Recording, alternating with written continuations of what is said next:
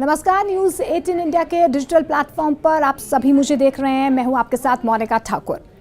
हिमाचल प्रदेश का सियासी संग्राम, या यूं कहें जो हिमाचल प्रदेश में सुक्खू सरकार पर सरकार बरकरार रखने का जो संशय है वो अब 90 दिनों के लिए टल गया है। और हम कह रहे हैं कि सुक्खू सरकार को अब 90 दिनों का जीवन दान मिल गया है।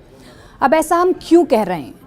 आज की सबसे बड़ी डेवलपमेंट तो यही हुई है कि जो विधानसभा स्पीकर हैं उन्होंने जो बागी विधायक हैं, जो 6 कांग्रेस के बागी विधायक हैं, उन्हें अयोग्य घोषित कर दिया है।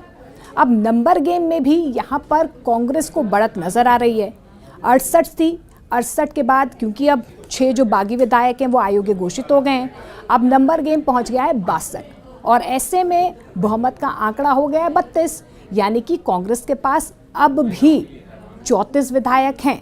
अच्छा, अगर 34 भी नहीं है, उनमें से विक्रमादित्य सिंह अगर थोड़े बहुत नाराज़ भी हैं या उन्होंने जो इस्तीफे की पेशकश की है, उसके बावजूद 32 का आंकड़ा चाहिए और कांग्रेस के पास अब भी 33 का आंकड़ा है। लेकिन 90 दिनों का जीवन दान तो कांग्रेस को कल ही मिल गया था। जिस तरीके से जो बीजेपी के 15 विधायक जिन्हें निष्कासित किया गया सदन से, उसके बाद जब बजट पेश करना था, बजट जो है ध्वनिमत से पास हो गया। ध्वनिमत से पास होने के बाद ये पिक्चर कहीं ना कहीं क्लियर हो गई कि सुक्खू के पास अभी भी नंबर हैं, अल्पमत में सरकार नहीं है। और ऐसे में जैसे ही बजट पेश हो गया, उनका संकट, यानी कि सरकार पर जो अल्पमत का संकट लगातार जो बीजेपी आरोप लगा रही थी, वो संकट खत्म हो गया।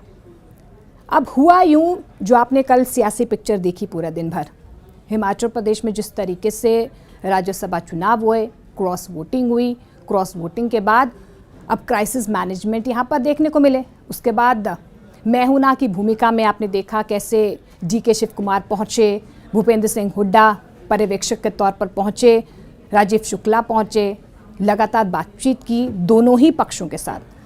हालांकि देखिए, जो बागी विधायक हैं वो तो कह रहे हैं कि हमसे बातचीत नहीं हो पाई है, ना आला कमान ने बातचीत की है। हालांकि उसमें से जो विक्रमादित्य सिंह है जिन्होंने इस्तीफे की पेशकश की है, वो कह रहे हैं कि आला कमान से उनका संपर्क हुआ है, बातचीत हुई है, उन्होंने जो गेंद है वो आला कमान के पाले में डाल दी है। तो यहाँ से तो थोड़ी बहुत राहत जो है अब सुक्खू सरकार को मिलती हुई नज़र आ रही है, क्योंकि बजट भी उन्होंने पास कर लिया है और ये ज़रूर बता दिया है कि हम अभी भी बहुमत में हैं, क्योंकि हमने बजट भी पेश कर लिया और पास भी करवा दिया है। तो यानी कि 3 महीने तक, लगभग 3 महीने तक, यानी कि 90 दिनों का जीवन दान जो है वो सुक्खू सरकार को यहाँ पर मिलता हुआ नज़र आ रहा है।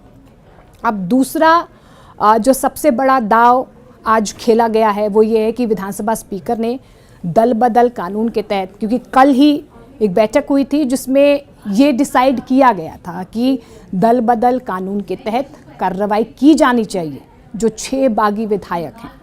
अब कल फैसला सुरक्षित रखा। कल उन्होंने कानूनी पहलुओं को टटोला, हाई कोर्ट, सुप्रीम कोर्ट के वकीलों की एक टीम बैठी, जिसके बाद आज ये फैसला जो है कांग्रेस की तरफ से या स्पीकर की तरफ से ये सामने आया है कि दल बदल कानून के तहत, क्योंकि एक व्हिप जारी किया गया था, व्हिप का उल्लंघन इन 6 विधायकों ने किया है। शायद ये टेक्निकलिटी जो 6 बागी विधायक हैं वो समझ नहीं पाए और यही दाव जो है वो आज विधानसभा स्पीकर की तरफ से खेला गया, जिसके बाद जो 35 का जो मैजिकल फिगर था वो पहुंच गया 32। और 32 अगर मैजिकल फिगर अब बन गया, क्योंकि 6 बागी विधायक अगर अयोग्य घोषित हो गए हैं, हालांकि वो कह भी रहे हैं कि वो हाई कोर्ट जाएंगे, जो बनता भी है उनका अगला कदम, वो हाई कोर्ट जाएंगे, कोर्ट का रुख करेंगे, कानूनी दाव पेच अब इस पूरे मामले में तो होंगे। लेकिन अभी के लिए 68 से 62, 62 से 32 जो है वो मैजिकल फिगर पहुंच चुका है। और वैसे भी कांग्रेस के पास इतने विधायक तो हैं। और जैसे ही ये खबर ब्रेक हुई कि विधानसभा स्पीकर की तरफ से अयोग्य घोषित कर दिया गया, उसके बाद से कांग्रेस के जो 32 विधायक हैं वो सुखविंदर सिंह सुक्खू के साथ बातचीत कर रहे हैं। वहीं बीजेपी की भी नज़र इस पूरे घटनाक्रम पर बनी हुई है। आपने देखा जिस तरीके से कल उन्हें विधानसभा से निष्कासित किया गया। जो पूर्व के मुख्यमंत्री हैं जयराम ठाकुर, उनकी तरफ से राज्यपाल से मुलाकातें हुई। उन्होंने कहा कि अल्पमत में सरकार है, आप बताइए फ्लोर टेस्ट। अब क्योंकि बजट सेशन चल रहा था, फ्लोर टेस्ट हो नहीं सकता था। अच्छा, ये भी कहा जा रहा है क्योंकि राज्यसभा की जो वोटिंग थी उस वक्त दल बदल कानून जो है वो लागू नहीं होता है, लेकिन स्पीकर की तरफ से ये कहा गया कि हमने व्हिप जारी किया था, व्हिप का उल्लंघन इन 6 विधायकों ने किया है।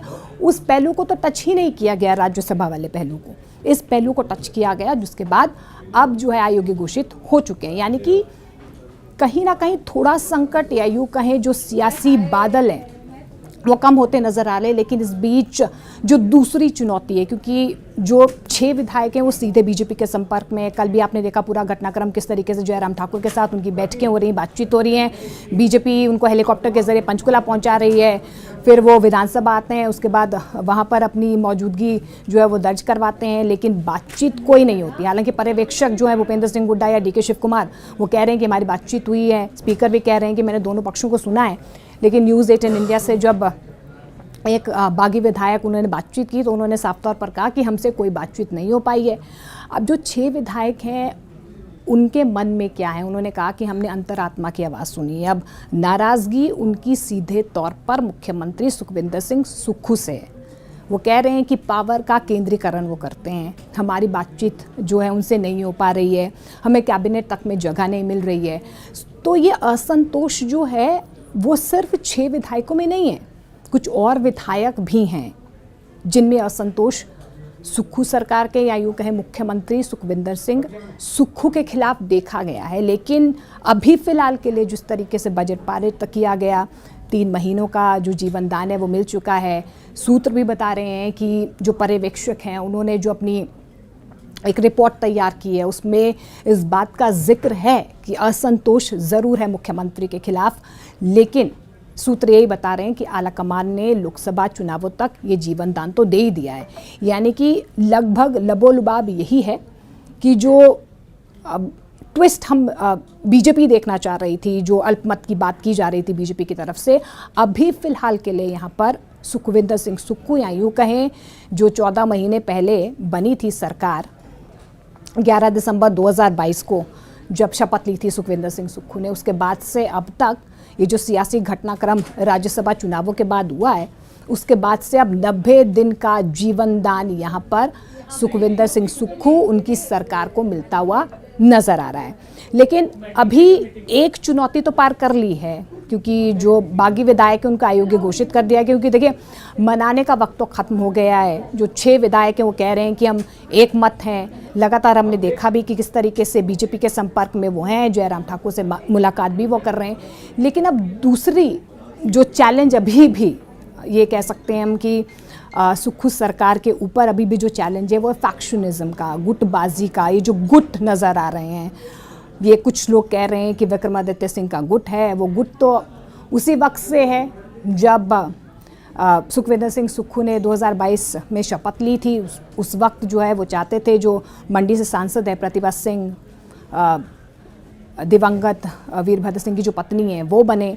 लेकिन आलाकमान ने ये कहा कि क्योंकि परिवारवाद का आरोप आपको पता है कांग्रेस पर लगता आया है, तो परिवारवाद का आरोप ना लगे इसलिए सुखविंदर सिंह सुक्खू को आगे किया गया। अच्छा, सुखविंदर सिंह सुक्खू की ये ए गेम जो आलाकमान के साथ है ये उस वक्त की है जब वो प्रदेश अध्यक्ष भी रहे हैं हिमाचल प्रदेश के। उस वक्त भी जो है आलाकमान का आशीर्वाद उन पर था और सीधे तौर पर ये कहा जाता था कि वीरभद्र सिंह और सुखविंदर सिंह सुक्खू की, जब वो प्रदेश अध्यक्ष भी थे और वीरभद्र सिंह जो 6 बार मुख्यमंत्री रहे हैं हिमाचल प्रदेश के, उनके साथ उनकी बनती नहीं थी और ये गुटबाजी या फैक्शनिज्म जो है तब से ही चला आ रहा है। लेकिन बहरहाल जो भी तस्वीर, जो ट्विस्ट एंड टर्न्स नज़र आ रहे हैं हिमाचल प्रदेश में, जो सियासी संकट नज़र आ रहा है, उस पर थोड़ा विराम सुखविंदर सिंह सुक्खू के इस दाव के बाद, क्योंकि 6 विधायक अयोग्य घोषित हो गए हैं, बजट पारित हो चुका है, अनिश्चितकाल के लिए स्थगित हो चुका है, तो 3 महीने तक ये 90 दिनों का जीवन दान अभी फिलहाल सुक्खू सरकार को मिल चुका है।